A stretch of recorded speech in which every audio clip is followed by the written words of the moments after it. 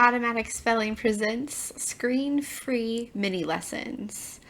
Hi everyone, this is Hannah McAdams, and today I'm going to talk to you about screen-free mini lessons. Now, I will say that I am much better teaching on video than I am writing lesson plans in the PDF.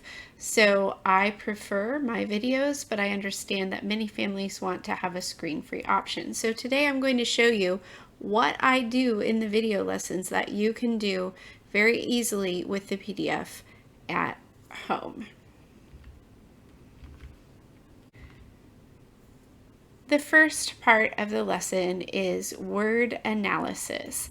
And in the word analysis, we will underline multi-letter phonograms in each word and identify any spelling rule that the word follows. Hey everyone, welcome back to Automatic Spelling. Today I thought I would model a screen-free mini lesson. So this is page 21 in the PDF, and it just talks about how to make your mini lessons screen-free. Now I do have videos for all of those, and one tip is to just watch the video yourself as an adult and see what I do. I will say that I think I do better teaching on video than I do explaining what to do in the lessons, in the written lessons. So full disclosure, but I do have some suggestions for you. So the first thing that you're going to do in the mini lesson section of the lesson is word analysis. So you're going to underline any multi-letter phonogram used in the word and identify any spelling rule that the word follows. So today we are on lesson 4, all right? And I'm going to show him these words, and then we're going to find any rules that it follows and any underline any phonograms that are 2 letters or more. Okay, so Josiah? Yeah. Our first word is the word odd. Do you remember how to spell odd? O-D-D. O-D-D. So I'm going to write O-D-D. Now, I want you to look in your spelling rules. Okay, can you tell which rule that word is following? The word is O-D-D. So we've only learned 3 rules so far. English words do not end in I-U, V, or J. Actually, we've learned 4. We sometimes double letters at the end of a base word. A, E, O, and U usually say their long sounds at the end of a syllable, and every syllable must have a vowel. So which rule is it following? Do you know? Every syllable must have a vowel. Nope. I mean, there is a vowel in the word odd, right? But look at what I notice. D. So D. that's a double word. Right. So we sometimes double letters at the end of a base word. Now, I like to just keep a list, so I'm going to add odd to our list. Okay? All right. Now, do you remember how to spell the word hill? H-I-L-L. H-I-L-L. And that is also following a rule. Do you know what the rule is that it's following? Some words So let's look at them. English words do not end in I-U, V, or J. We sometimes double letters at the end of a base word. That's the one. Yeah, because we have 2 L's, right? So I'm going to add that to our list. Hill. Okay? All right. And so it goes on like that. Let's do one more. Let's do read, the past tense of to read. Do you remember how to spell that? R-E-D-A. R-E-A-D. So this uses the E-A phonogram. And what sound do you hear? It says eh. And so that is also a homophone, right? Can you think of the word that the homophone that it goes with? Reading the book. Actually, that's a heteronym. That's good. But this is read, the past tense of to read. What else? What other word sounds like read? Red.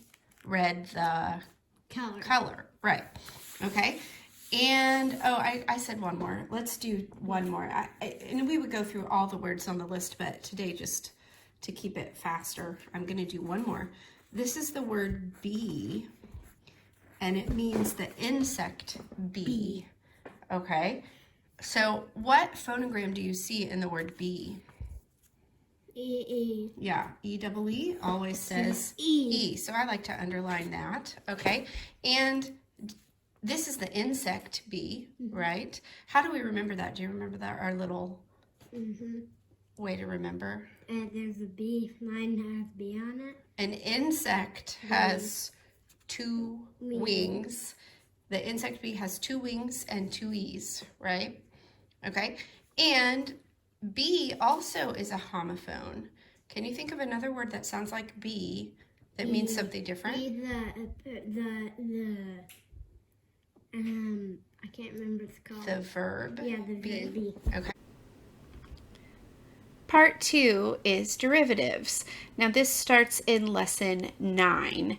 So in lesson 9 and following, we identify any prefixes or suffixes that we can use to make new words using the list that we have that we're studying for that day. We will also use the suffix flowchart when needed. In lesson 9, we learn when to double a consonant before adding a suffix.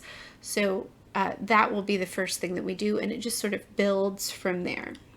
Okay. So then we would do derivatives, and that starts in lesson 9. I can't really think of anything that we need to do with that right now, but what are these even for? Like if we had the word top, I would say let's make the word topping. We need to double the P and add ing, and there's lots of explanation on that kind of thing. But so that would be derivatives. Part 3 is plurals and possessives.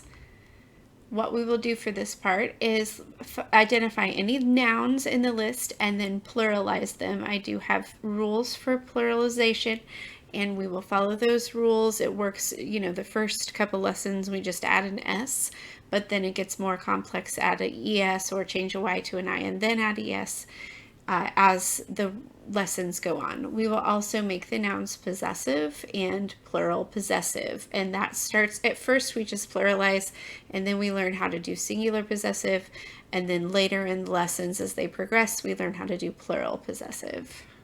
And then we go through plurals and possessives. That starts in lesson 5. We're on lesson 4. But Josiah, if I have the word hill, how can I make that plural more than one? To add 2 L's? No, we have 2 L's, but how do I make this plural? S. Yeah, we just add an S. Okay. And then we go through possessives too. And the last part of the mini lesson is the new teaching point. So anytime we are learning something new, I like to go over it. In the lesson that I'm modeling today, we're talking about homophones. So I will show how I do that with my son. New teaching point is just anything that we cover. So today we talked about 2 homophones. We talked about the word be and the word be, right? Okay, let me clear this off so we have more room. So we have B and B, all right? And then we have read, like yesterday I read a book, and read the color. And a pencil. And a pencil. Okay, so now our question is, let's do B and B first. Okay, I'm going to give you a fly swatter. Okay, and I want, stop, not yet. You're supposed to kill the bee. Yeah, not yet. So I'm going to give you a sentence, and I want you to tell me, it hits the word that makes sense in the sentence, okay? Okay. E.T. said, be good. Bee. It's that one, yeah, because this is the insect, Yeah. okay? Oh no, I got stung by a bee. Are you sure? Yeah. Okay. You got to think before you do it. Stop. All right, let's do one more. I want to be a teacher when I grow up. Yeah. Good job. Okay, and then we would do the same thing with red and red. And that is the mini lesson. No, it has to be 10 minutes.